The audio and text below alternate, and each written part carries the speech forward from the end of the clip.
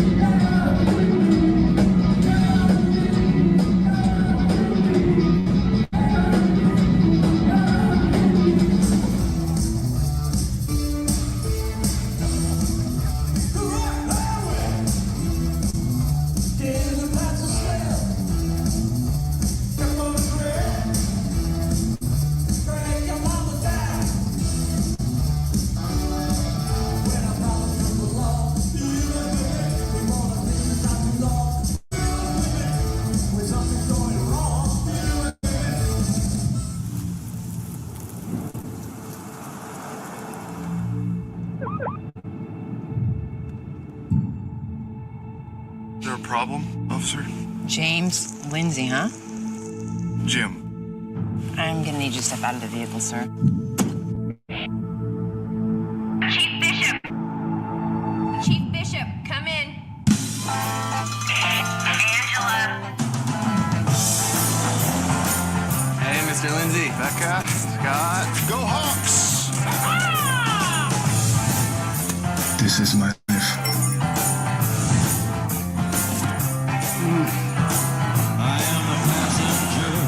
A wolf among sheep.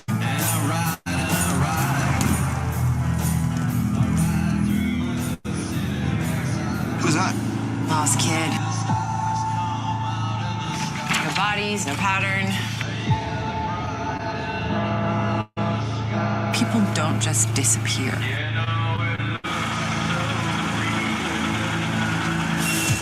There's always a reason. If she's right, how many other victims are there? I don't know. You are a serial killer. You love that you're getting away with murder. murder and you cannot wait to kill again. Have you learned nothing? Don't be ashamed. A lot of folks get queasy at the sight of blood. Yeah, it gets to me every time.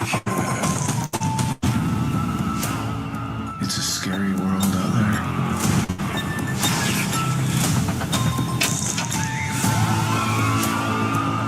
Monsters walk among us. I might still be a monster, but I'm an evolving monster.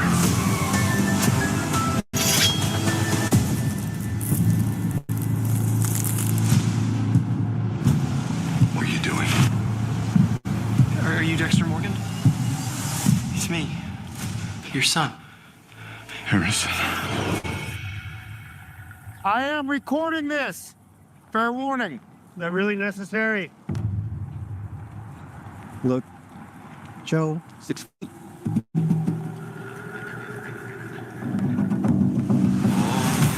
Me a home where the buffalo roam, Is that praying? where the deer and the antelope play, How did we get here? And even worse, is it worth it? where seldom At the is cost of being at war with your neighbors? a discouraging word, That's why I'm running for mayor. and the skies are not Mayor of Eddington. all day. Thank you, super duper very much. I used to think that you were some big deal. But I am a much better human being than you. Who are you talking to? There's nobody here. Home, home on the range, Husband, sheriff, mayor to be. where the deer and the antelope You want things simple and neat. We were in a fight against evil. seldom is heard. These are your streets. No, they're your streets to be safe. You know how death works out.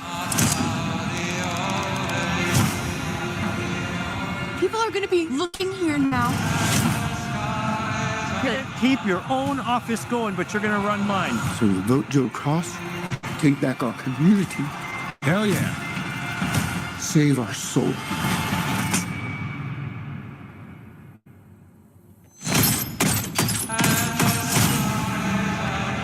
Your pain is not a coincidence. You are not a coincidence. We Are not a coincidence.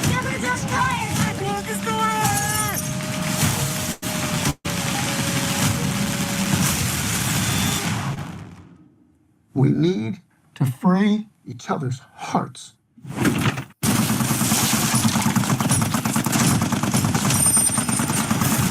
You're the only one on stage with the Monsignor at the time of his killing. You're the only one at that church who hated his guts. The spirit really moved him today, huh? So tell me, what the hell happened? Everyone thinks I did it. I didn't do it. This goes way beyond normal police work. This is something you and I have not experienced. A perfectly impossible crime. This case is solvable, right? I'm incapable of not solving a crime. Oh, you'll see. It's fun. Wicks had a vast family fortune. If made public, can ruin people. God forbid. It is time to discover what this flock of wicked wolves is hiding. There's some Scooby-Doo shit going on here. Scooby-Doo. With all the pieces on the table, this crime appears impossible.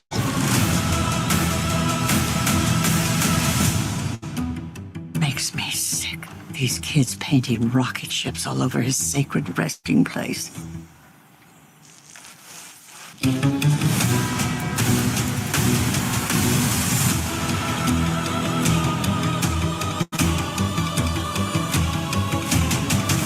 I can't do it. We'll do it live. Okay. We'll do it live. Fuck it. Do it live. I'll write it and we'll do it live. Fucking thing sucks. Thank you, Bill. Yes, yes. Hey, Bobby, how's it going? Here, let me. Pretty good. How are you? There you go. Going okay. Going okay. You know, I was excited to get through Dexter New Blood, and I did, and that was the first thing I watched. Then got through Wake Up Dead Man, and then just earlier today watched Eddington, and Well, mine was kind of like the same, but opposite for the latter two. I watched Dexter immediately after the show last week, and then I watched Eddington earlier this week, and I watched Wake Up Dead Man last night.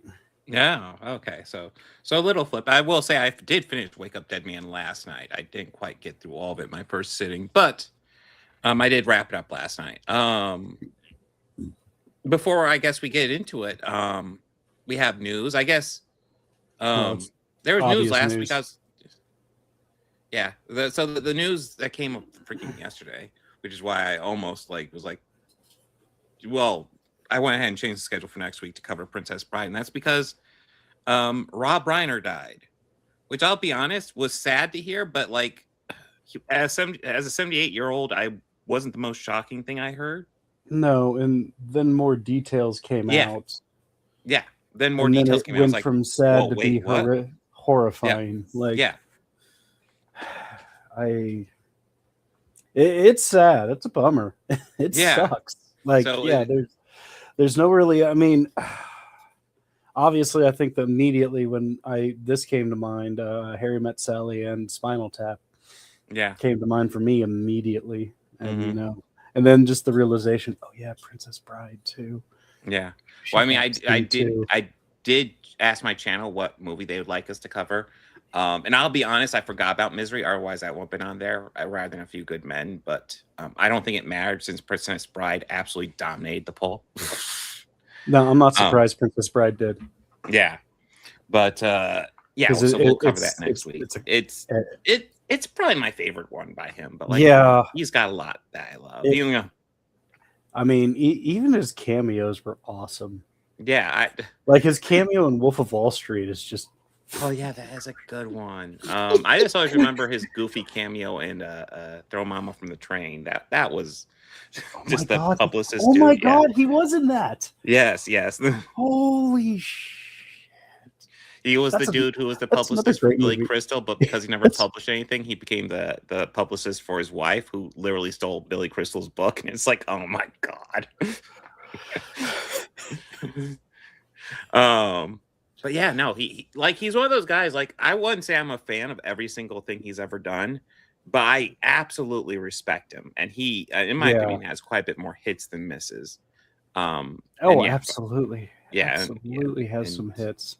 And pretty much finding out that it's a homicide. He and his wife were both killed, multiple lacerations. I don't want to dive too deep into it since details aren't fully out. Yeah. It does look like it was probably somebody close to him, but we'll see. That's what it's leaning. That's the person of interest that has been arrested at this point, and that's all that. And I believe charged. I don't know. Well, I mean, if that's true, then this is like tragedy on top of tragedy. It's insane. And what they know and what they're suspecting now, and I believe what other family told them to look in. Again, this is all stuff I've read. I have not heard anything confirmed, and I think at this point the only people who could really confirm it are the Los Angeles Police Department. Yeah. At this point, and the family's trust. But I think it was some sort of argument with their son. Yeah. That's what I understand of it now, and I understand their son has also struggled with addiction issues. Yeah, mental health since issues he was as well. And mental health issues since he was 15. So it's sad all the way around, and even like how you say, not everything that he made you thoroughly enjoyed as much as the rest. Yeah. And even so, there's some people in this world that you may not agree with. Mm-hmm. It's still no need to kick dirt on him, even in death. Well, I mean, I know lots of people weren't a huge fan of Spinal Tap 2. I personally enjoyed it, and that's going to now be his final movie. Yeah.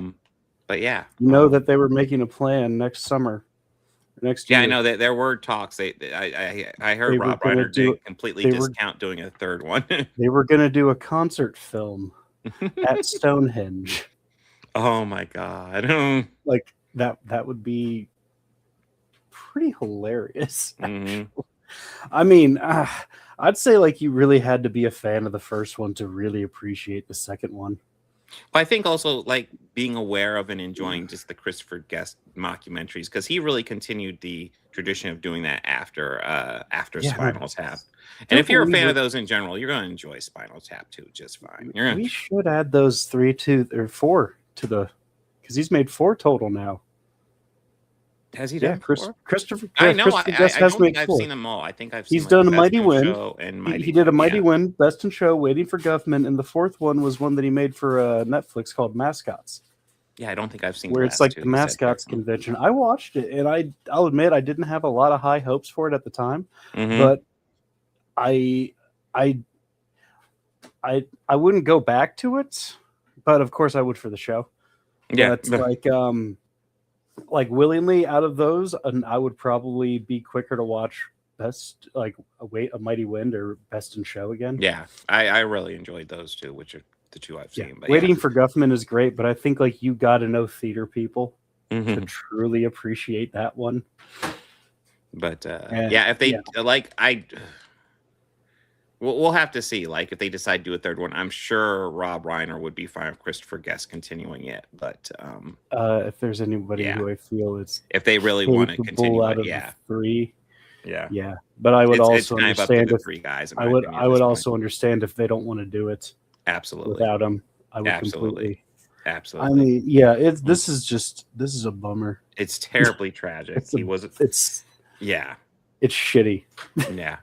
And kind of diving into that a little bit more, we aren't the only ones that decided to have a voice on this.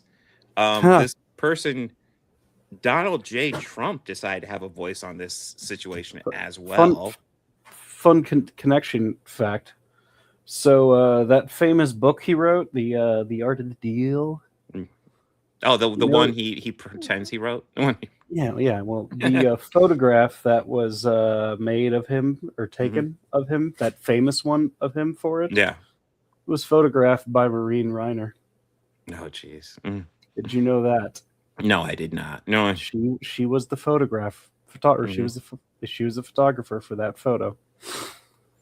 So here's what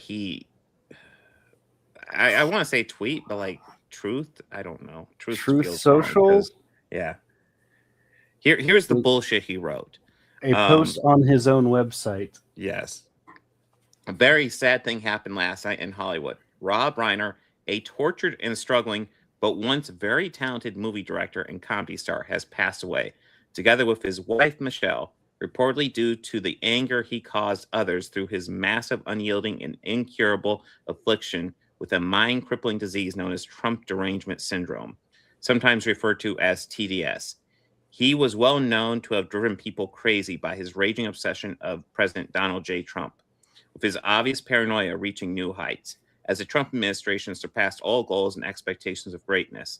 And with the golden age of America upon us, perhaps like never before, may Rob and Michelle rest in peace.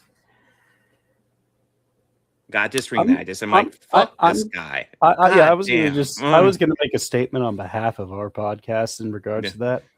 Fuck him. Yeah, just oh my fuck, like just reading that. I'm like, the fuck is wrong with you? Fuck him and his bruised hand. So Rob Reiner, it was actually very politically vocal. He's pretty progressive dude. Pretty left leaning for the most part. You do know who his father was, right? Oh, Carl Reiner, of course. And you know how quiet Carl kept when it came to politics.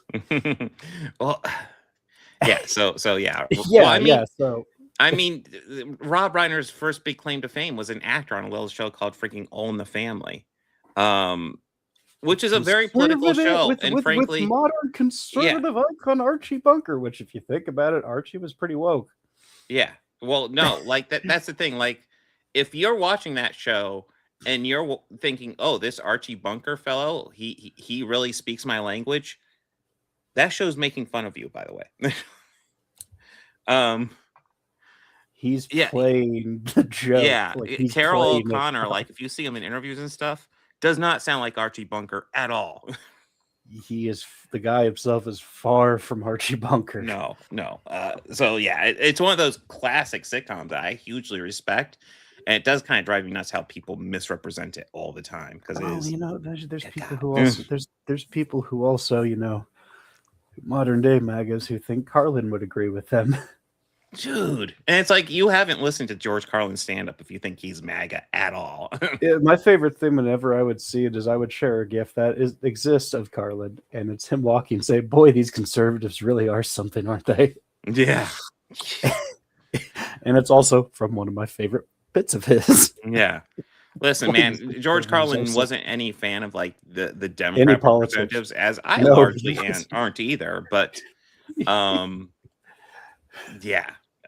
Listen, man, I don't like claiming people after they're dead because that's what the other side does, and he's dead. We shouldn't really be doing that. That being said, like just judging from his performances, he doesn't come off like a conservative at all. No, he also feels like, I'm sure he would hate this whole nationalist thing too as well. Yes, very much so. Like as I always say, like this is the shit Frank Zappa warned us about. Mm-hmm.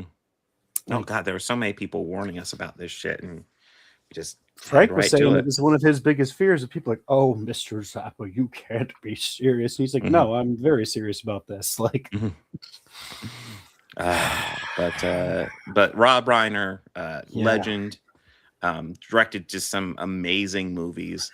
Somebody, let's see, Nate here asked, what was our favorite Reiner film?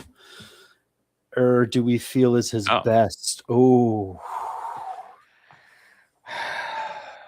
Harry Met Sally. I think if we're judging rewatchability, it's probably Princess Bride. That or When Harry Met Sally. I feel like that. But When Harry Met Sally is really good, and I'm not even a fan of romantic comedies. And that I'm not either. But what I feel about that is like whenever I think of a romantic comedy, I think of that.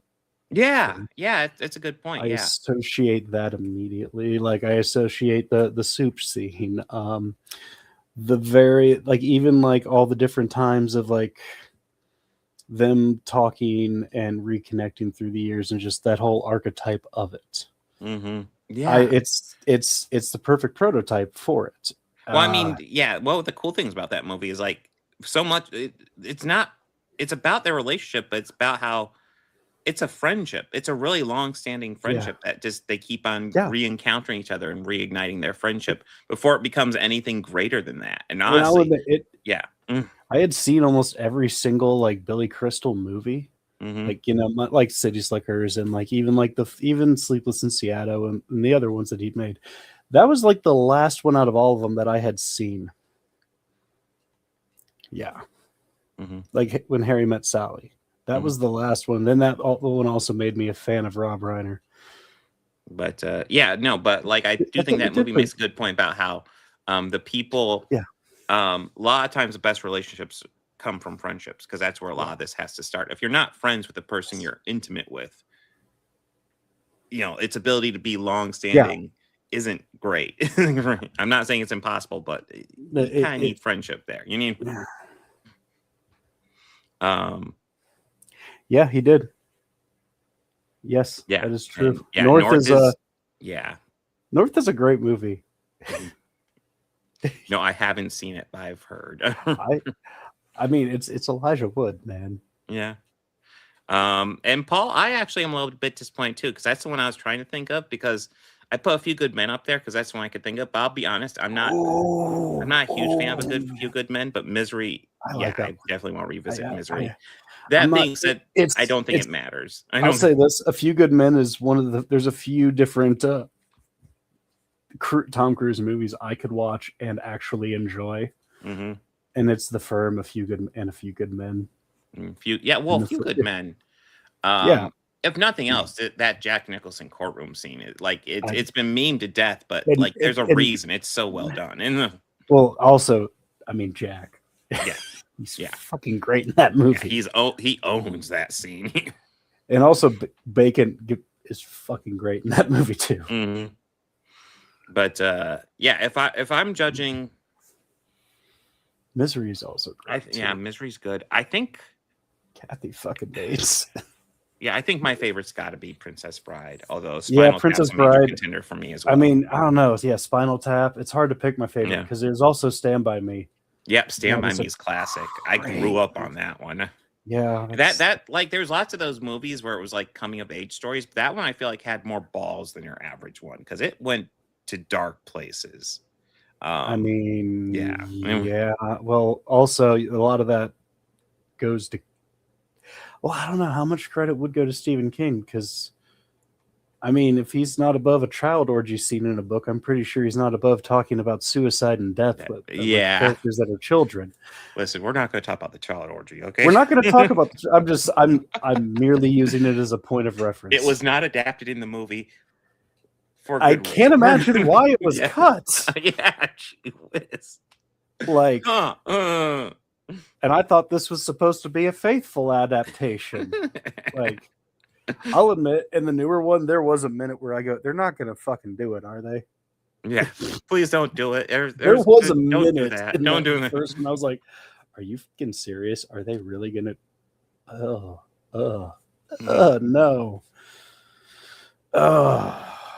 But, rest in peace, Rob Reiner.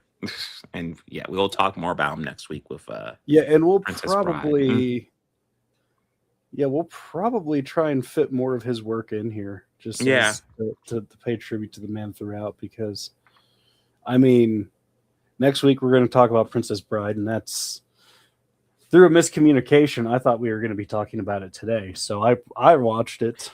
Yeah, I didn't have time early today. So it's still super fresh. You're ahead of the curve. I'll just have to watch it again. Oh no, I'll have to watch. Oh no, you have to watch Princess Bride. What I'll misery! have to watch my wife's favorite movie. Oh no. But to get into today's topics, we have the second half of Dexter: New Blood. My wife just said it was the greatest movie of all time, which it is. Yeah. It is genuinely a lot of fun, and I will. I guess we're just for a moment on Princess Bride. I will say I've read the book. Paul, you should watch it. It's a great movie. Yeah, that's one of the few times where I'd say no need to be ashamed. Hey, I was like 23 the first time I watched it, so it's not one that I grew up on or anything. Like I definitely grew up watching Spinal Tap. Mm-hmm. You see, actually, Spinal Tap I didn't see until I was a teenager, so it's kind of flipped for me. I grew up with Princess Bride, but I saw Spinal Tap when I was a teenager. My wife and I were talking about this earlier, why it is like the greatest movie, because it has action, adventure, romance, fantasy, like a long distance journey for it, and heartwarming moments, sad moments, great epic tales. Like it has every element of every story to make it awesome. Yes. Yeah. And Peter Falk is the grandfather. I mean, Peter Falk is great, isn't he? True. Like, I don't care what it is. He walks on the screen, I go, fuck yes. Don't care. Don't care. I mean, dude, I will watch any Columbo mystery just for his performance. Because I love it, man. Shit. Wow. Isn't that peculiar? But I don't even think Peter Falk could save Dexter New Blood, because this second half was a little underwhelming. Underwhelming. I will actually go out and say I think outside there's definitely some wonky writing, but I think if you look at episodes 4 through 9, I think there's a potentially solid Dexter season here. There's a great Dexter season in between episodes 4 and 9. Yeah. When it deals with like the main, I guess, case. Yeah. As it would be normally. Mm-hmm. Which And I kind of like how they still fit the same narrative style of storytelling throughout how the original series did, which each season, but instead of most of it taking place at his job, which was a police station doing forensics, like I like how they kind of still tied it with him dating the chief of police. I kind of feel it's a little bit of a cop out in the end. No pun intended. Well, no pun intended, but I actually like the Harrison stuff when he starts realizing that I need to sit down and talk to him, like seriously, and like, you know, when they had that serious talk. Yeah, like, I actually liked that. Although I was a bit torn on him, like really, like, oh yeah, here's a kill I'm doing, Harrison. But I did feel like, hey, I have issues too, which is why therapy is important for us, which I thought it made more sense. But I was kind of on board with him being open and honest with him. Yeah, about everything. To be honest, not completely everything, but even like the stuff where Deb was interjecting. And it's just even like after she first interjected, even like what he said, like, yeah, I'm kind of on board with the spirit here, dude. What the fuck? Like, you don't need to tell him everything. And then he's like, here's how we stalk. Oh my God, we're actually doing this. Yeah, he went too far. Well, like that's part of the issue. Like, I have no problem with him telling him about this, but like also recognizing, like, you know, this is something we have to work on, you know, and I'm going to work on it with you. We both have this. We both have this darkness, you know. I also feel like he should have been honest about Trinity right out of the gate. Yep. And I, you know, and even saying about that, I would be fine with him saying, listen, this is a darkness we have to. Oh, go ahead, Bobby. I felt the time of when he told him was really now we're telling him. Yeah, this that was a bit late in my opinion, but after you already killed the guy, like. But like to me, it would have made more sense if he essentially was like, hey, we have this darkness within us.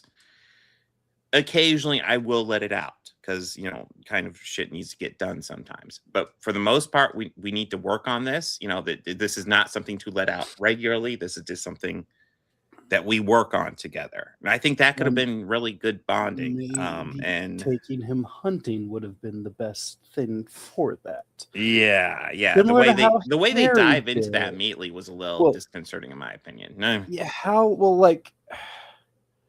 how Harry did it with him when he was little, and then you know, through those flashbacks of the season or of the original run, you know, we see Harry saying to him, like, well, you know, that's just it, you know, I noticed that wasn't satisfying you enough. I wasn't ready for you to I would have never made you jump to the next level.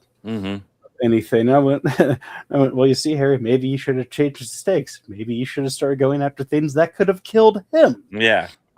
And the other thing is like, as much as I hate to say it, big game hunting. Yeah. But like throughout a lot of this season, part of me was kind of yelling at Dexter, like, you need to sit down and talk with Harrison. And I was also saying, you need to sit down and talk to Angela or break up with her.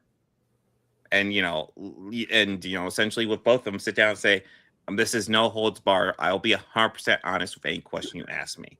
And with Angela, especially, if he's not comfortable opening up with her with that, end it.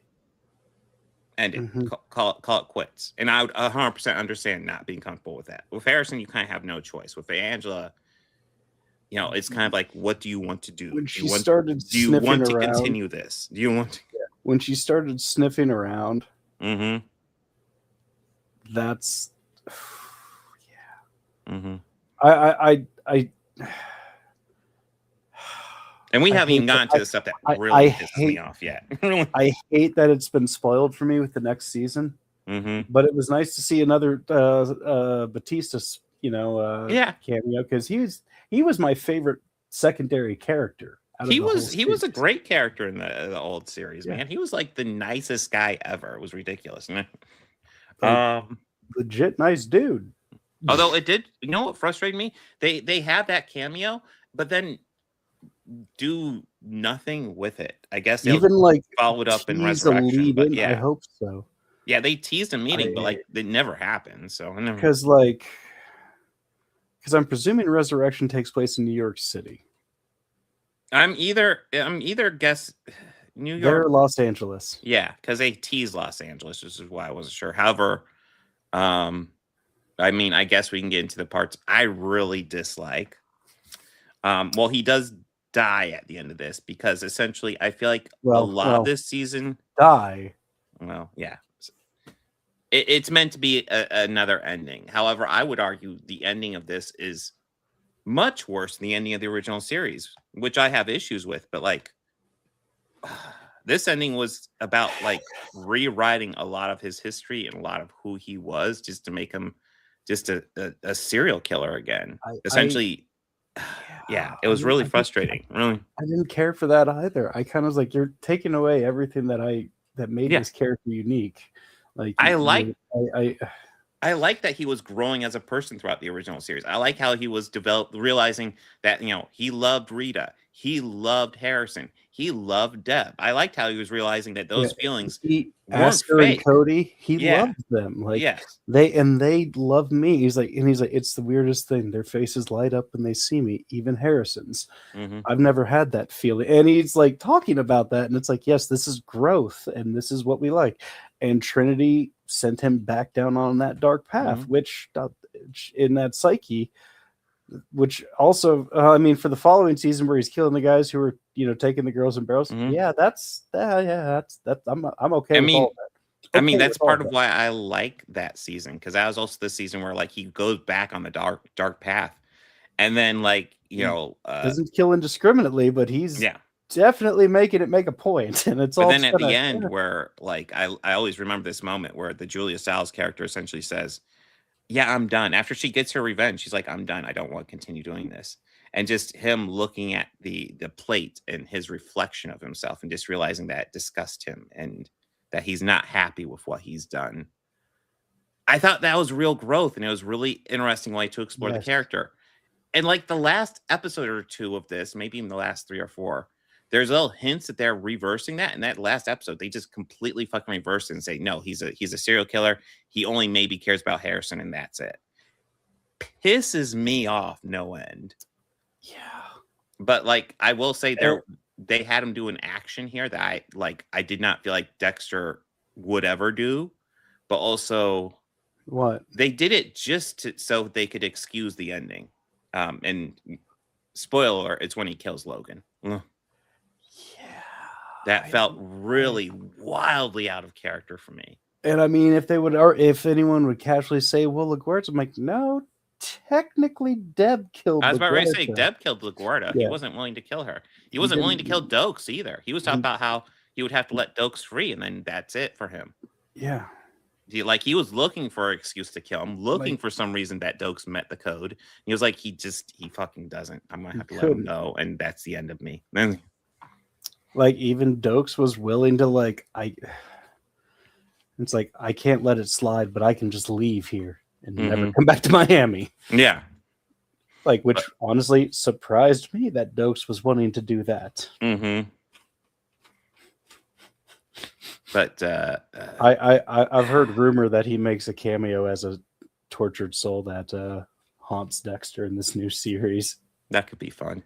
I mean, I'm just waiting for the surprise motherfucker. Yeah, the Doke stuff in the first 2 seasons was like, he was a frustrating character, but he was an entertaining character too. He kind of worked perfectly on that balance. I saw an interview with that guy where he talked about that line.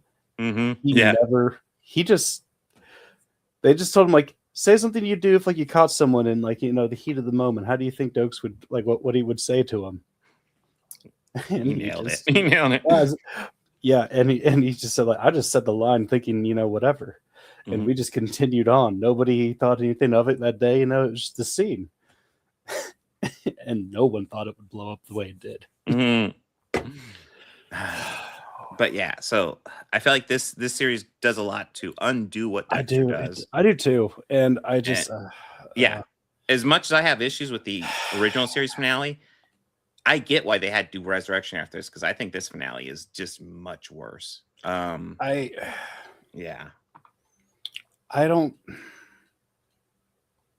don't think he would have ever done anything to harm Harrison.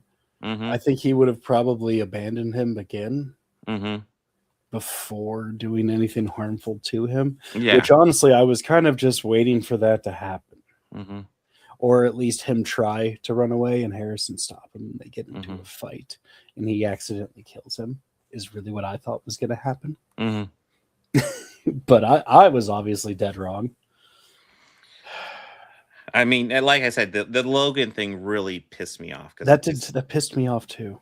because this is a dude who's willing to go to prison rather than kill somebody who doesn't meet the code, and then like all of a sudden, because he suddenly feels the need to meet up with Harrison, he's willing to kill Logan, and he treats it so nonchalantly too. Whereas in my head, I'm like, the fuck, like that person does not meet your code, Dexter. Why did you fucking kill him? Like, you could have just knocked him out, dude. Like, yeah, he is so nonchalant about it. He's like, hey, yeah, no, I did it because I don't care. And it's like, so we're just undoing all your character growth you've done over fucking 9 seasons now. Great, good job, good writing. yeah, that also really pissed me off. Mm-hmm. I'll be honest, I kind of was like done. I don't care.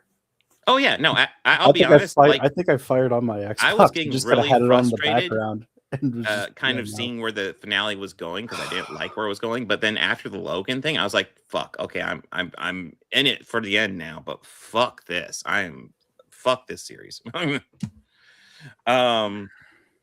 So yeah, like I said, I don't think this is all bad. I think there's a good Dexter season in this. Yeah, all the stuff with Clancy Brown.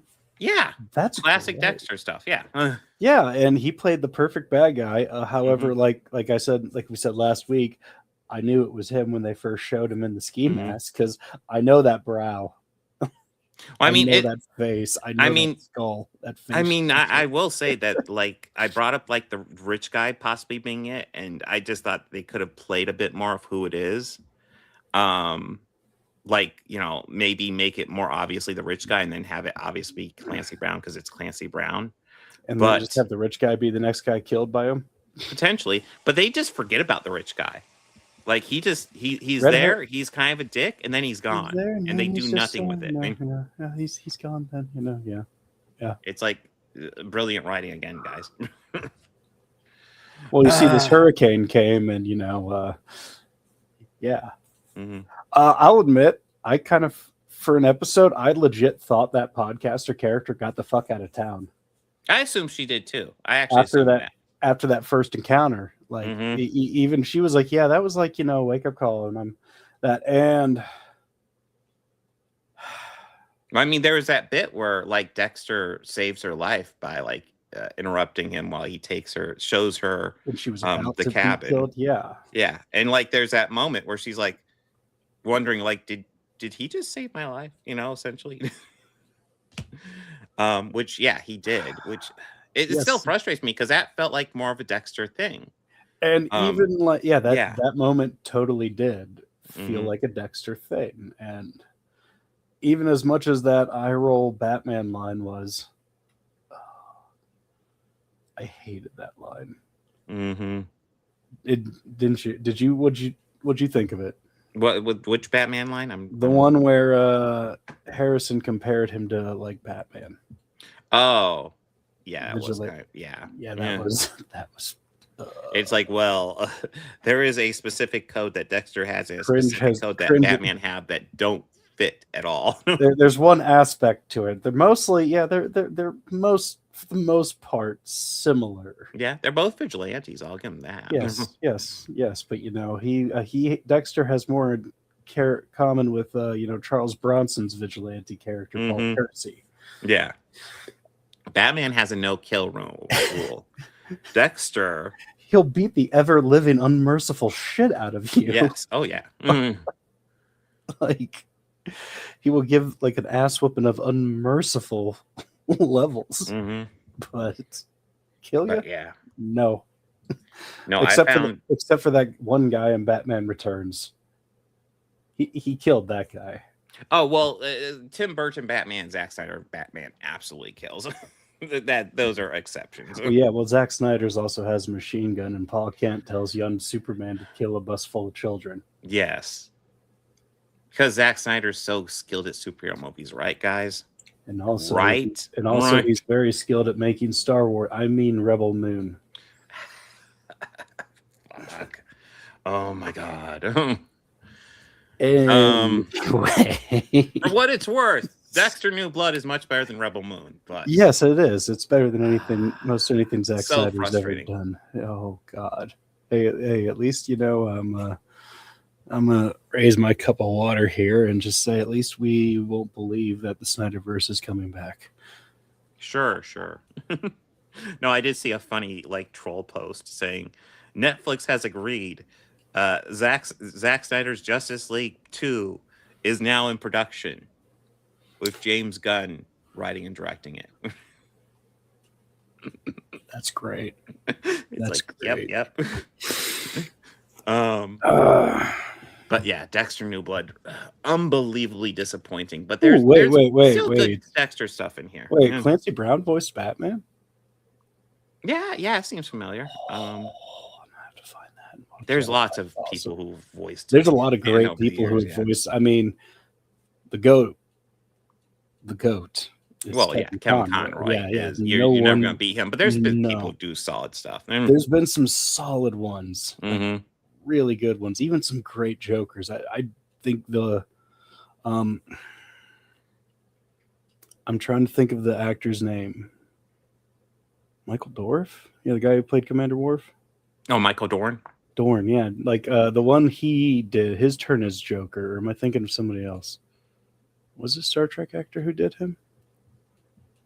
I don't know. Wasn't It doesn't. Jim Avery. I think it was. I mean, Mark Hamill's the famous one. The one with dreadlocks. I don't think I've seen that one. I Batman, don't. I think it was Batman Beyond. Yeah, it does seem familiar that Michael C. Hall also did Batman at some point. I mean, that would also. He could definitely do like the brooding Dark Knight. Oh yeah. But yeah, Honestly, Clancy Brown. I think he would make a great casting for Kevin Michael. It was Kevin Michael Richards. I'm thinking of someone else. Oh, okay. Never mind. I'm thinking of somebody else.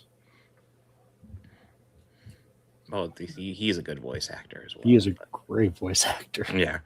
But yeah, New Blood, super disappointing. I think it had potential. It did. It definitely had some great potential, but Mhm. I don't know. It's just posters at this point. But yeah. Cool. Anyhow, I think it's great they got Clancy Brown to play the villain because he's always a great fucking villain. So. I mean, it's yeah. Yeah. Real son of a bitch. And yeah, I am happy when Dexter finally gets him because it's like, yes, those are the best Dexter kills where it's like, fuck yeah. Where it's just more like you just see him go about fucking time. Yeah. I mean, the tease we got of him hitting the drug dealer or like the middleman with it was just like about finally for like in like episode, 5, and you haven't killed anybody again. There's only been one kill this entire season. Yeah, no, I want to say there was 2 kills in the first half this season, and then the second half, I want to say 3 or 4. There's a lot more in the second half. Yeah. Although I will say, the clown was one I did not see happening because that just was introduced in episode 9, and boom, he's dead. Before we even. He's dead before the beginning of the episode. We're just seeing flashbacks on that one, which felt a little out of place and a little confused as the time period that happens between episode 8 and 9. And then, Logan just pissed me off still. Yeah, that one really. That was dumb. Yeah, it was just done to excuse Harrison killing his dad. Which obviously that's not going to stick, which thank God, because what a terrible ending. Because Harrison did end up calling his dad out because that doesn't fit the code. No. What are you doing? And Dexter damn well knows that, and I can't believe he did it without caring. It's not like his character. But yeah. Anything you want to add, or are you ready to dive into Eddington? Yeah, let's dive into the possible documentary of any small town in middle America during 2020. God, this was a weird movie. Yeah, another serial killer movie unexpectedly? No. I don't know. I don't know, because I really don't feel we got an answer on who really killed Pedro. Oh, it was Joe. We saw him outside. It was dark, but we saw him outside. I don't know. I know. I know. He, like, I'll be honest, like, okay, I guess we'll dive into the story here, because oh my god, this is so. At first, this takes place in 2020. I want to say May 2020. So COVID is just kind of breaking out, and mass mandates are happening, and we're following Joe Cross, as played by Joaquin Phoenix. Is one of these guys who doesn't like wearing a mask because it's tough for him to breathe, which FYI is bullshit, but you know, I don't know. Like, it was one of those things that was kind of annoying me, because it's like, listen, you don't want to wear a mask, just sucked up when you go shopping. I'm not even picky about outside, but like when you're indoors, wear a mask. But like he's like, I don't, you know, I have trouble breathing. I don't think I should wear a mask. And Pedro Pascal, as the mayor, is saying, hey, you know, you should wear a mask. And it's almost at the beginning set up to be almost kind of, I was expecting it to be more kind of like a dual thing where we're following the sheriff and the mayor as they're coming at this at different angles, being driven at different directions.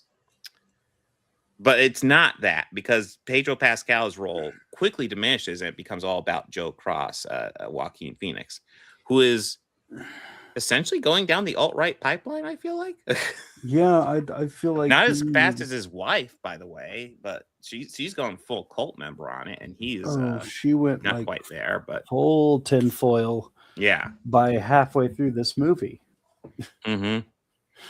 And like he's living with his wife and his mother-in-law, and his mother-in-law is even trying to push a lot of the conspiracy theory stuff, and even she doesn't end up going as far as his wife does, who leaves him for a cultist. Yeah, for a cultist. And a lot of this leads into the Joe Cross character kind of going insane, and to a degree, I get it, but like he's dealing with that guy that breaks into the bar, and I'll be honest, I was not expecting him to just execute the guy. Like, it was like, whoa, wait, what? No. What movie am I watching? Like, so lots, like I've seen lots of people I don't call know, this, like, Nate. a modern day Western, which no, it's not.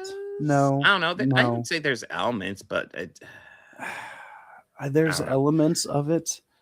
Just because I think they're saying it just because it's so much of a small town and focused around two people within the small town.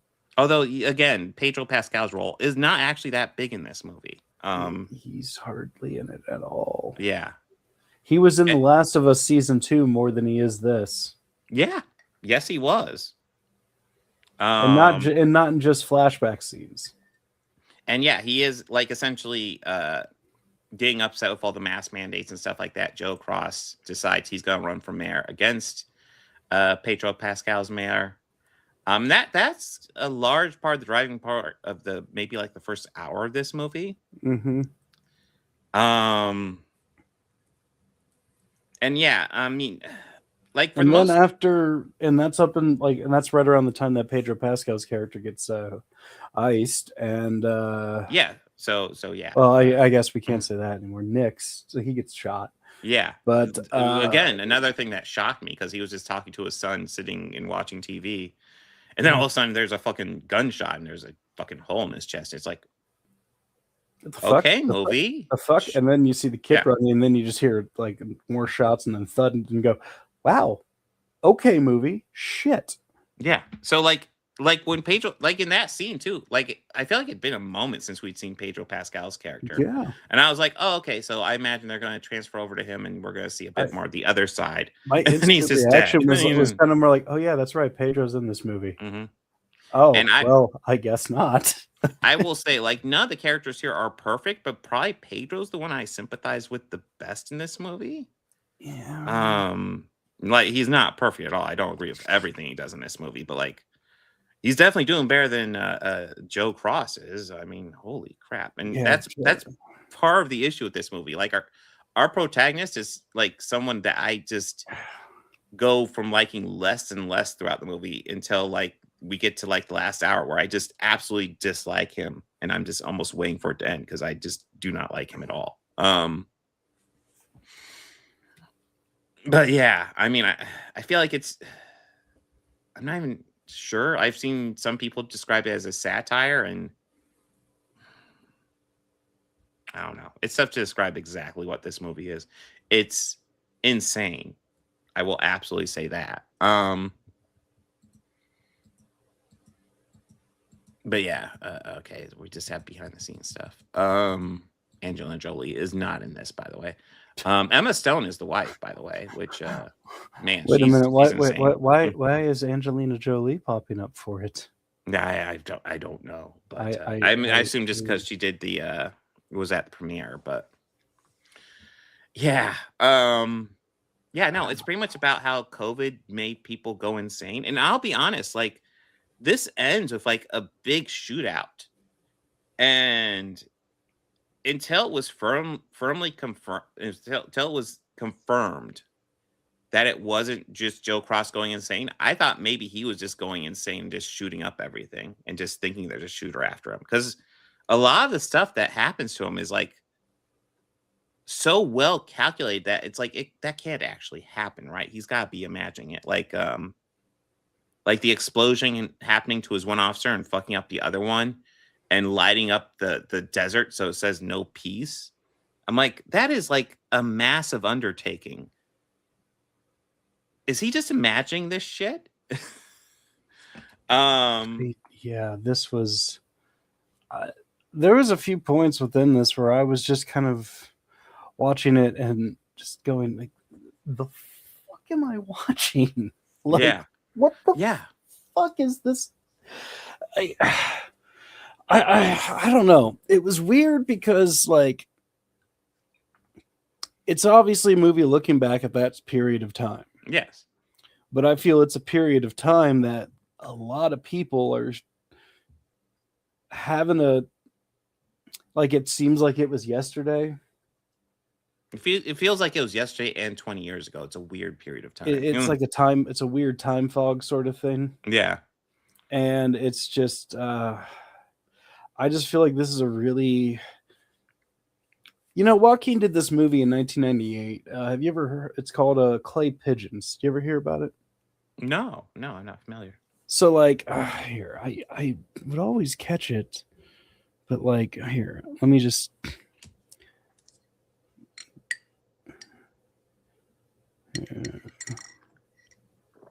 So this guy Clay, his friend. If you have a link or something, you can hit present underneath and then just add it, and then I can add it. Okay, let me do that. That's probably easier.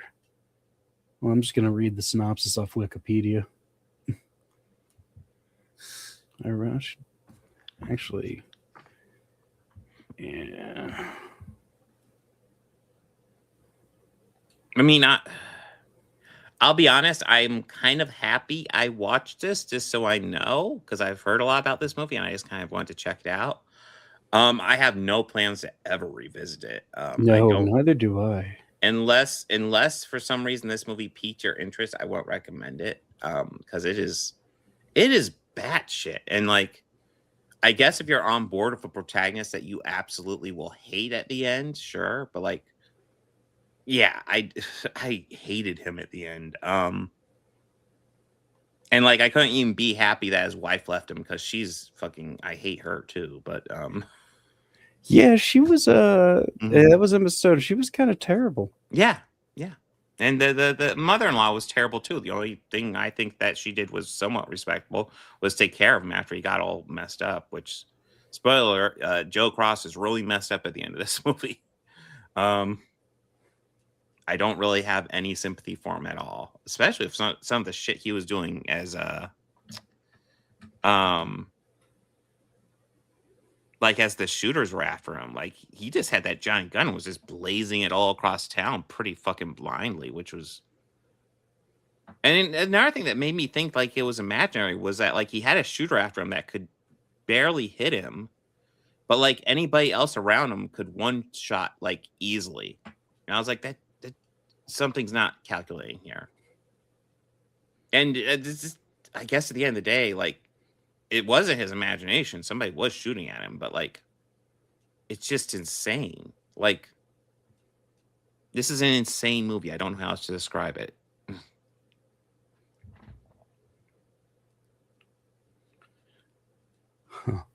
Yeah, this movie was insane. Mm-hmm. Yeah, how? So, I guess the long in the tooth of this is Joaquin plays his lead Clay, and his friend dies mysteriously, and it's kind of made to look like Clay might have killed him. Mm-hmm. But once he just starts hanging around, suspicious people show up, and it's almost kind of like bodies start piling up. It's a whole conspiracy thing. But Vince Vaughn actually killed them, and yeah, this is a wild movie. But I just always remember it as just a bunch of crazy shit happens to Joaquin Phoenix. Yeah. Yeah. And well, I think can see like how editing might remind you of that, because there's a lot of that here too. Yeah. And I would rather watch Clay Pigeons again. Doesn't surprise me. Clay Pigeons, I imagine, is at least shorter. This is a 2.5 hour movie. Although I will say the next movie we were about ready to talk about is pretty much equal in length, but like it did not so much like better. It. So much better. Did not feel like it. No, we saved the best for the end. Yeah, are we ready to move on to the last one? one? Let's do. Not the final. The third movie in Rian Johnson's Whodunit Benoit Blanc trilogy. Although I think he's signed on to do more, which I am 100% on board with. Wake Up Dead Man. Just out of the way, like, I thoroughly enjoyed this movie. Honestly, in this trilogy, I think the original one might be my least favorite, but yeah, I really enjoyed what they did with this. And while like Glass Onion was more about like making fun of like the rich, this one's more about cults. And uses religion to explore those cults. Take that way you will. Take them that way. Yeah, take that as any sort of interpretation. Yeah, as to whatever Rian Johnson was trying to say with this. I mean, I will say that the Judd, who is the main character besides Blanc that we follow, is a very religious fellow, and he seemed like a very nice guy. That being said, it also makes it very clear that Blanc is very much not religious. Yeah. He did not mince his words about it at all. Yeah. I mean, I'll admit, even watching it, I was going, fuck. I mean, I have my thoughts, but shit, dude. Okay. Yeah. He is not a fan at all. I mean, I get it. I get it. But dude, like, you're in his house. Just a little respect. But yeah, a lot of it. I do find it funny that not only did he say that, he said that in a church too. Yeah, he did, because he did not care. That I just found like, oh, that is so on brand for him. But yeah, a lot of it is about a lot of the movies about introducing crazy ass Josh Brolin. Yeah, Josh Brolin, who very much cultivates a cult-like following. Pretty much what he does to get everybody on board is whenever there's like a new person comes in, he shits on them. Kind of indirectly, but shits on them. So it makes it clear that who he's talking about until they leave. And it kind of ferments the other people who are in the church, the long-standing, recurring people. Like, well, you know, I'm better than them type deal. Really fucked up stuff. But anyways, like Judd, who's the main character, second main character, however you want to consider it. He's sent to work in Josh Brolin's church as like the second guy in charge. And they have a lot of conflicts about how he runs the church, because Josh Brolin is a very divisive figure. And spoiler alert, he is the murder they're solving. Yeah. And yeah, there's lots of illusions about him being, you know, a cult-like figure. In fact, there's one of the characters who's on here who posts like his sermons on his channel, and one of them has a freaking has a thumbnail of like of the Josh Brolin character, all fake muscly and stuff like that, which is obviously an allusion to someone else. I noticed that. Which I appreciated. Hilarious. Yeah. I'm kind of surprised the Chuds haven't jumped on this one harder, although they probably will. There's plenty for them to sink their teeth into on this one. Yeah, that would require them to actually watch it. That's true. That's true. Well, I mean, I will say the grifters will watch it if they think that'll make them money. Oh, so at least they'll have some of their time in their life filled with some really great media. I just only wish that they could truly appreciate it for just what it is great media, and not trying to psychoanalyze it. But yeah, no, I mean, like all these movies, there's a huge cast of characters. I obviously Rian Johnson borrows from Agatha Christie a lot in kind of how he does this, but I appreciate that. Yeah, but he also tells his own story, which is really what I appreciate the most. It's a modern spin on it, very much. It's he borrows ideas from Agatha Christie, but like it's obviously his own thing. It's a whole new mystery. Yeah, it's like his take on it. Definitely, it's a spiritual successor, best way to describe it. Yeah, but he's kind of just like writing his own Inspector series, and they got this one, which I was so happy with, like all the characters and like the cast in this, because there's some great actors in this. Obviously we already brought up Josh Brolin, but we get Glenn Close. We get Thomas Hayden Church, we get Kerry Washington, we get Jeremy Renner, we get Andrew Scott, we get this one woman who I can never think of the name of, but like she was in the last Alien movie. She seems to be kind of a rising star going on, but like, yeah, they're all great. She was in Romulus. Holy shit, she was in Romulus. Yep. Whole time I'm like, I know she looks familiar. Where I can't place. What do I know her from? Actually, I figured something from the show. Something from the show. Kaylee Spinney, something.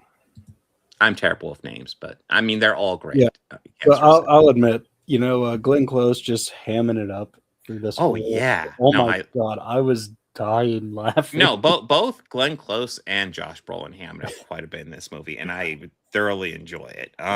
No, like the first scene with him, and then him talking and going, so he's chewing scenery in this. Oh God, yeah. This is going to be beautiful. Awesome. I mean, there's that this is every take where he's just doing this and he's saying the most crazy stuff he can, and it's really he's not trying to get the other guy to laugh. He's just seeing how far he can go before he can laugh. Well, I mean, that first one, I think, man, I could tell a few times he's trying not to crack a smile, but you see a little smirk pop up. There's the thing where he's kind of fucking around with the other father, kind of putting him in his place by doing confessions, and every confession is him just describing all the times he's masturbated in the past week.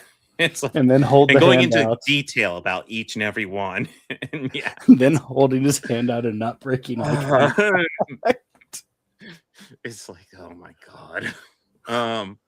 But yeah, I thoroughly enjoyed this, and yeah, like I said, like it's got a long runtime, but once you get like probably like a half hour or so into this, you're pretty much on board for the rest. Yeah, once it really gets rolling, and this is even before the murder. Like, we're just kind of getting a good idea of like the characters, like Benoit Blanc has not shown up in this movie until about almost an hour into it. Yeah. Well, I mean, that's the thing. Like, Daniel Craig always gets the first credit in these movies, and you could argue he's like a co-star, but almost always there's like a new character who is kind of the lead. In the first one, it was Ana de Armas's character. In the second one, it was Janelle Monáe's character. And then in this one, it's the priest who was right there, Josh O'Connor character. Who was really good. Oh, yeah. I'm really enjoying this. I also awesome. I really kind of like how that how it opened up with him just punching a deacon, no context whatsoever. I mean, well, the context he said something grossly inappropriate. Yeah, no, it was one of those things where it's like, well, I don't know if I want done that, but I get it. If it warranted you, a man of the cloth, to hit him. Oh yeah, we didn't bring up like Jeffrey Wright doesn't have a huge role in this, but like he's another priest that works with Father Judd here. I thoroughly enjoy him as well. Yeah, I mean, even his look. No one's mad that you hit him. In fact, we're applauding it. Yeah, privately. We have to punish you somehow, but like behind the scenes, we are not unhappy. We are so happy that you Yeah. did that. No, he has this way of just saying flat out what he really thinks, even though, like, hey, I'm not really a fan of what we have to do. In fact, I am a fan of what you did. We all are. There's no secret he's an asshole. It's just a great cast. You can definitely tell Daniel Craig has so much fun in these movies. He did great in this one too. Oh yeah. Yeah. This is one role that, like, I hope he doesn't get tired of playing this character, because I enjoy it every time. Well, I mean, he always talk about how much he hated playing James Bond, and to a degree you could tell, but kind of worked for the character as well. But like, that's not the same vibe I get from him in these movies. In these movies, I just get the vibe that he has fun with this character. It's, and yeah, this is a fun movie. And I appreciate how it kind of takes a look at cults. And it's also a good mystery as well, because there's a little bit there where it even had me wondering, wait, is Josh Brolin really dead? And that's a huge part of the mystery as well.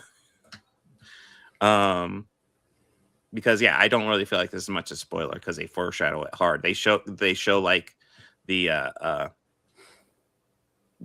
place where Josh Brolin's going to be married, the tomb, the mausoleum, and they go into detail about how the door would take like huge construction equipment to open from the outside, but the inside you could almost just tap it and it'll open. It's like, well, that's going to come into play at some point. And it does.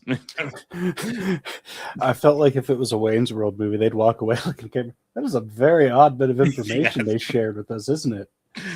Well, they do kind of cover it up. So I think a second later is when the Glenn Close character comes out, and it's like, wow, I can't believe they defiled this by paying all these rocket ships on here. When obviously, clearly, but yeah, you just get Tom Hanks, Church, and I think his father Judd just give each other a knowing look, just like, sure. Yeah, rocket ships. Yeah, definitely rocket ships. Yeah. It's like, hurry up, paint it. Before she puts together. But yeah. Oh, no, but there was so many moments with how she just was overacting. And I figured it was like the character herself was doing that. Yeah. To play, and she's old and nutty. When really, in fact, she has it all very much together and is quite manipulative and evil in this, which is, I'll be honest, my favorite Glenn Close. Evil Glenn Close. That's the thing. Like, I think all the actors had fun with this, and it really comes across on screen, because this is a fun movie to watch, and it's also fun to figure out what the mystery is, because there's so many twists where it's like you think you know what's going on and then you don't, and it's there's just so many freaking twists in this thing. Definitely an overcomplicated murder, but you know what? I had fun seeing it get solved. And it unraveling into like even the craziness that it unraveled into. And it also has fun with perspectives, where we see like an event from one perspective. It seems like it's one thing going on, and then you see it flip from the other perspective, and it's like, oh my God, what we thought was going on is not what was going on at all. It's actually way wilder. Then we find out that something that happened that preceded our thought of what was going on actually had big impact as to what was actually going on. It's a fun mystery to see on the whole flask thing was just for a while I was just more like, why are we focusing so much, and then going, holy shit, so much revolved around that little flask. That flask was key. There's a reason why everything seemed to resolve around it. Jeez, like, that is a brilliant mystery. We even get to see Benoit get frustrated with the mystery in this puzzle. Like, there's points where he's like, the fuck? And there's even the point where the cop played by Mila Kunis is like, hey, you know who the obvious murderer is?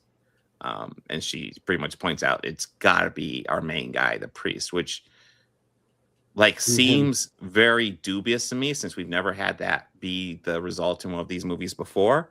But it's kind of first time for everything. And it's also like, well, that does fit with the facts we know.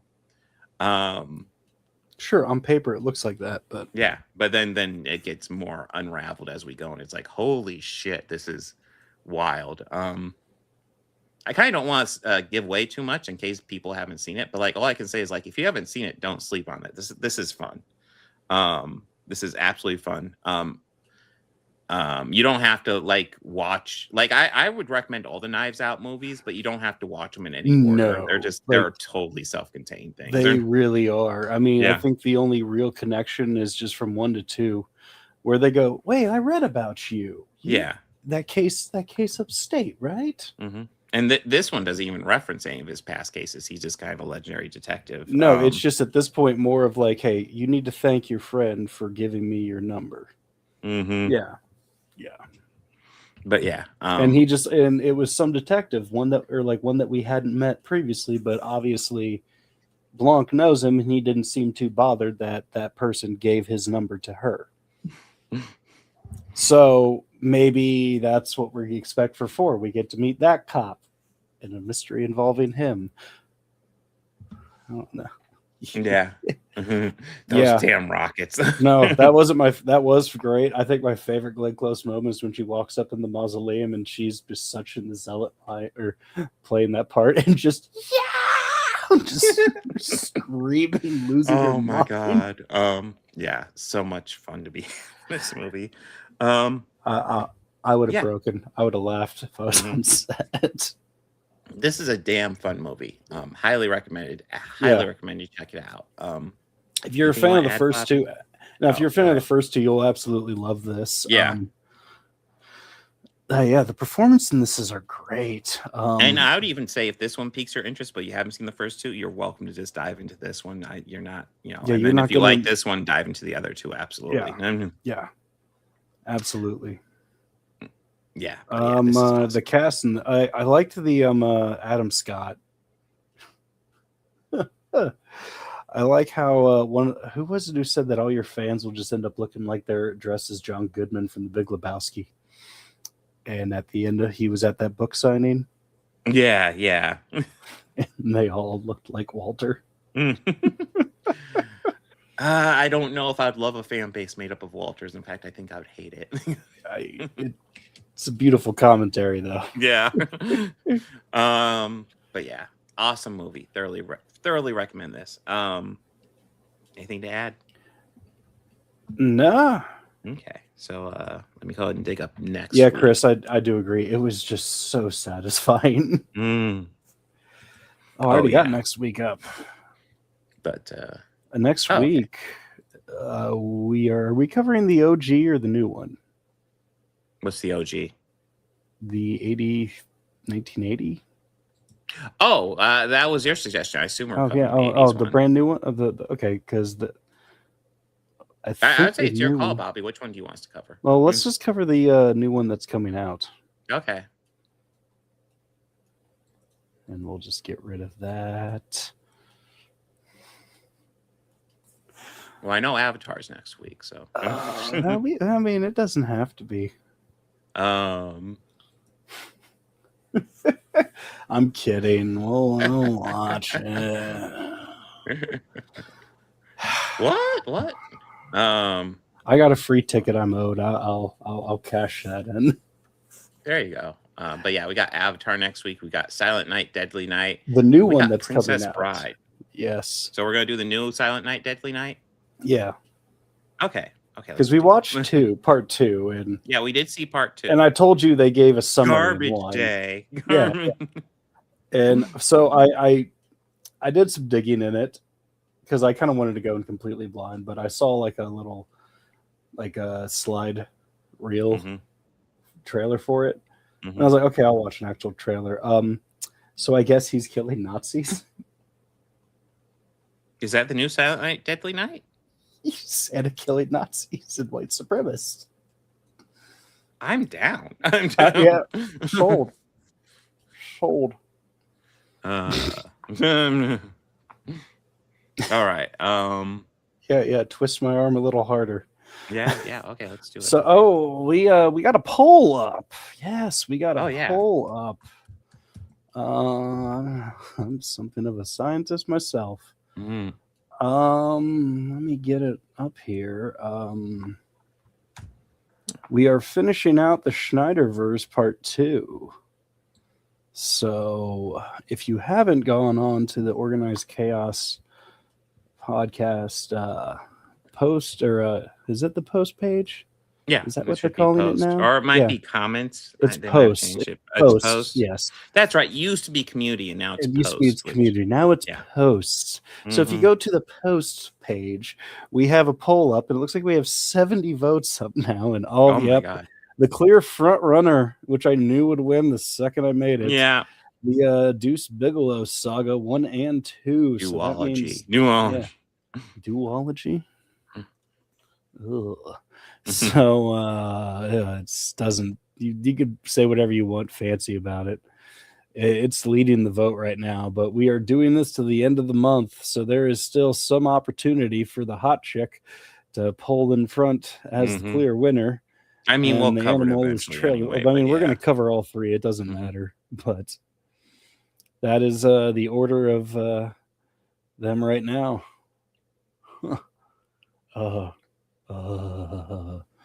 But after this, we still need to get together and go over the biopic one, but that'll be our next series of polls that we're going to be putting up. Yeah, I think the poll ones will be those will be fun. Oh. Sorry, I'm trying to do multiple things here while I'm okay. It's all good. Yeah. So after that, we'll get a new poll up of the music biopics once we divvy those out, because this is up to like 30 of them. Oh my God. But we're obviously going to take out the ones that we've already watched for the show. So I mean, unfortunately, we won't rewatch Better Man or Love and Mercy. Love and Mercy, yeah. And are those really the only two that we've watched? There's got to be more. There has to be more. So yeah, I do remember. We didn't cover Bohemian Rhapsody on here. I covered it for the newspaper. I'm pretty sure though, back in the day. Bob Marley. We watched the Bob Marley one. That's true. We did do One Love. Yes. Yeah, because we didn't do the Bowie one when it came out, and we didn't do the Elton one when it came out either. I don't know if we were doing the podcast when the Bowie one came out. The Elton one, I'm pretty sure we were. But I also know at that time I was kind of like done with biopics. Yeah. I mean, I at least promise that the last one we'll watch is Walk Hard, the one that parodies them. Yes. And the one that actually does Brilliantly. the biopic justice the way it should be done. Yeah. Even though this was completely a work of fiction. Yeah. At least that's my plan for it. But I'm not going to make us watch all 40 plus of them, because probably take us like years. I mean, I will say I think it's noteworthy that like two of the best biopics in my opinion are probably Walk Hard and Weird. Weird, that's another one, and we have that's another one we have on the list, but we've already covered that. Yeah, we have covered that one. Oh no, Chris, Walk Hard, that was my plan from day one. It was day one. This list started with 5 different movies. And not one day did you pay for drugs. Well, where is it? And I don't have it here, but I have it in an email I sent to you. Yeah, I know there's an email. Yes.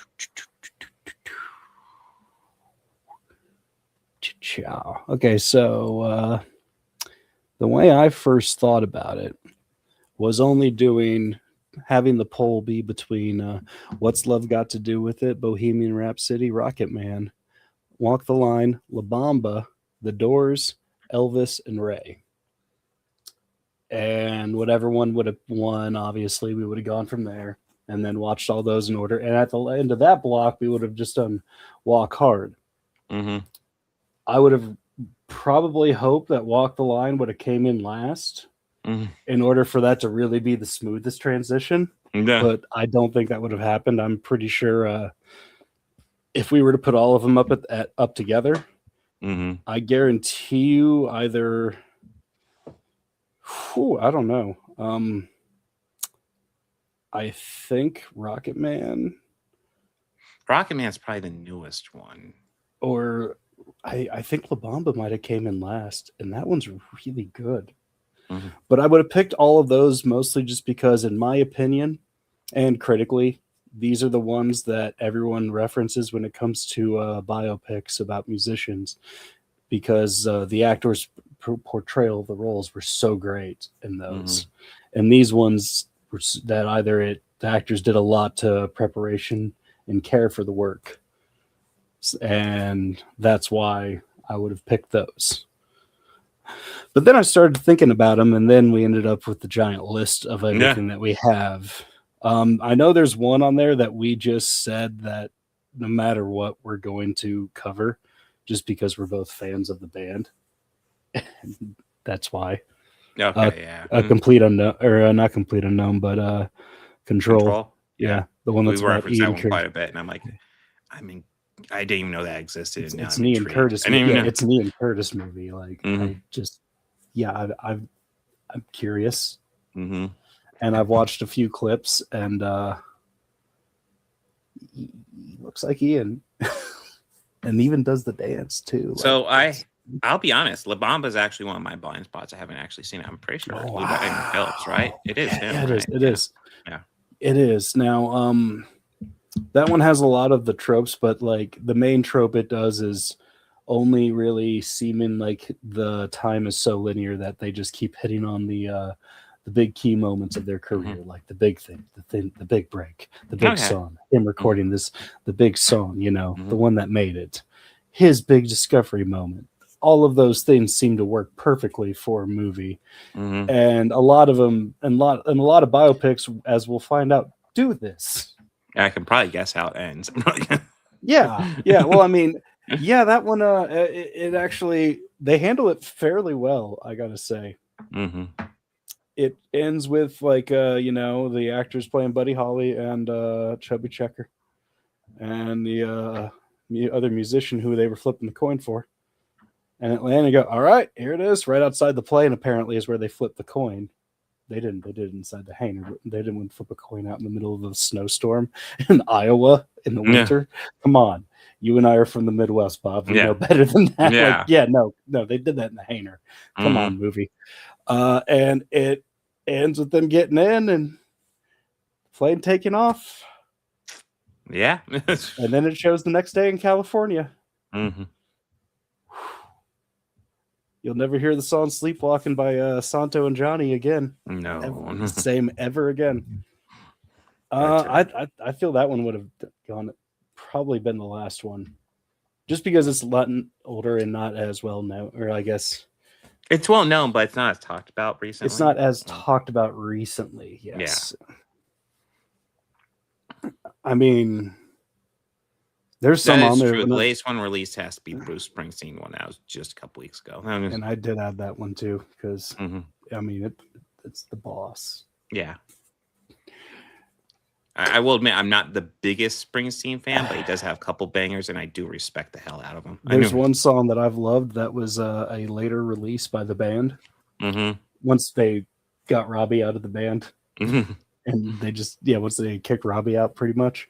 They did a song called Atlantic City, and for years I just thought it was like, an old tune that they just had in their back pocket or whatever. No, Bruce Springsteen wrote that song. And it was on the Nebraska album, which is what that biopic about the boss is, about him making that album, which he pretty much recorded in a hotel room with a tape recorder and a guitar.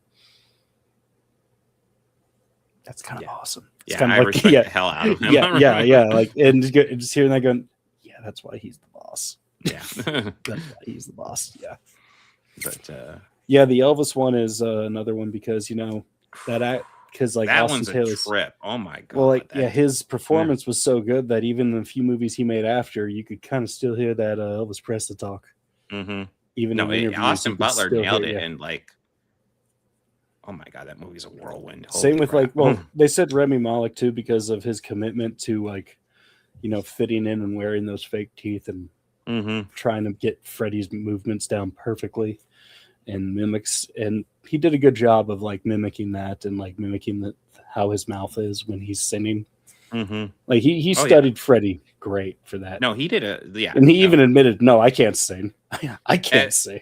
As much of a meh movie as Bohemian Rhapsody is, his performance is amazing. The performances are great, but the movie itself was meh. And with Ray, Jamie Foxx already knew how to play the piano, but he also spent time with Ray sitting next to him on the piano, both of them playing together, so he could master how Ray played the piano, because they wanted to have actual shots of Jamie as Ray playing. And he actually also wore prosthetics over his eyes, so he was blind most of the time when he was shooting that. So damn, Chris, is that true? That's wild. Yeah, that is. And he already has the cast for the 4 Beatles too.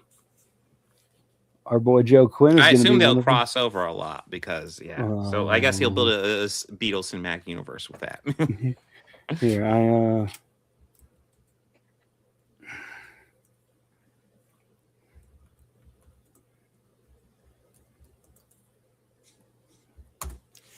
Okay, Paul Mescal as Paul McCartney, Harris Dickinson as John Lennon, Barry K. Hogan as Ringo Starr, and Joseph Quinn as George Harrison.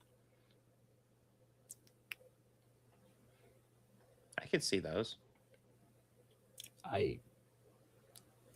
Joseph Quinn, Joseph Quinn's the one I'm having toughest time with, but I can definitely get. I could see him as late 70s George with that perm, perm, and mustache. Because it's just Eddie Munson hair at that point. I don't know, maybe mop toppy George. That would be a little distracting.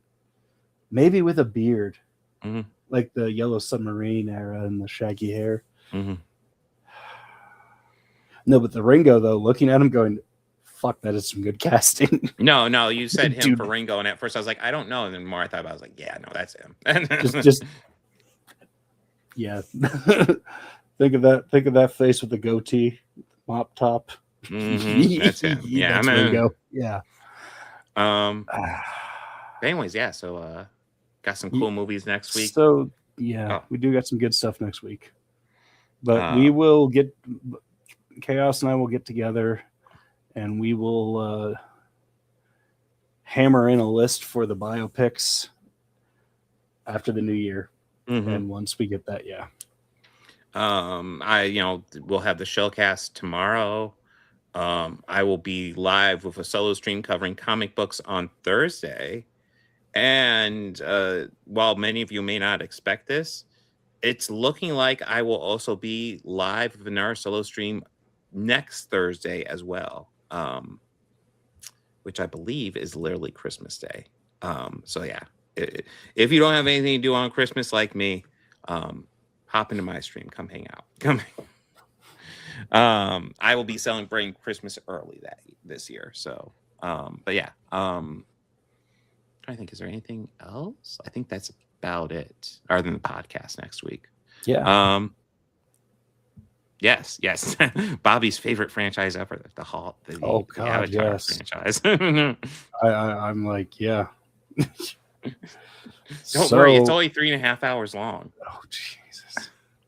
So do I have a commemorative bucket of popcorn that I could pee into for it, Like I could use it. Oh, no. You get a colostomy bag with each and every ticket. Oh. I mean, I think those would have worked better, and it could have had the way of water on them. Oh, 3:17. I already know I'm gonna hate this movie. I'm hopeful. Although I will nice lot of stuff I've been reading so far got me kind of concerned. I haven't heard anything. But yeah, we will see. We'll find out and give you first-hand our accounts. But spacing out. I don't know, man. The last time I saw it, he gave me in theaters. He gave me COVID. Okay. Yeah. Oh, I would much rather. I would much rather. I would much rather watch a Christmas special than Avatar. I would much rather do that. Much rather do that. Yeah, well, I have covered the Christmas special on stream, and that was really fun. But I think last Thanksgiving With I or literally without just sat animation, down and just watched it, and then watched. With or without with. the Boba Fett cartoon, With animation and with commercials. Fuck yeah. But it was actually like it's a terrible special, but it was fun Oh watching. God, I mean, even Harvey Korman couldn't say that. Dude, it's so wild how bad everyone is in it. It's Yeah, so wild that And I Harvey love Harvey Korman Korman. and B. Arthur are just so bad at this. And they're so good traditionally. And yeah, they're both so funny. Of the main cast, I think Harrison Ford gave the best effort, which was really low because really nobody cared about it. Until he was fucking stoned. Well, yeah, that's the only way to be in that and also to watch it. That's probably the only we way also know Carrie Fisher was coked out the whole time, and that's just not a secret if you've seen it. She looks it. She looks it. Especially when she's singing lyrics to the Star Wars theme song.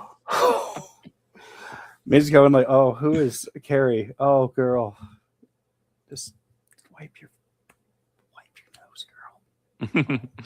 But yeah, no, maybe for Christmas, if I end up streaming, maybe I'll dig up some bad Christmas movie that YouTube won't tear me down for, and we can watch that. That'd be fun. I'd say those old claymation ones, but I'm pretty sure somebody owns the rights to them because they don't fucking air them. Mm-hmm. Mr. White Christmas. I mean, kind of the fun thing about Star Wars holiday specials that nobody claims that thing anymore. So I was like, fuck it, I'll just watch it. George Lucas has purposely distanced himself from it. I think technically Disney owns it, but even they don't seem to want to touch it. You know? I think I got tagged for the Jefferson Starship song and a couple of the theme songs that played on, but that's about it. Nothing that took down the stream, fortunately. Even the mouse is like, oh, no thanks. Yeah. No, you can have. Oh. It's all you, buddy. Fuck that. Oh. But yeah. I'm upping your Disney subscription. But yes. Yeah, so that's the plan for the week. I'm trying to think. I think that's about it. So party on and be excellent to each other. Take care.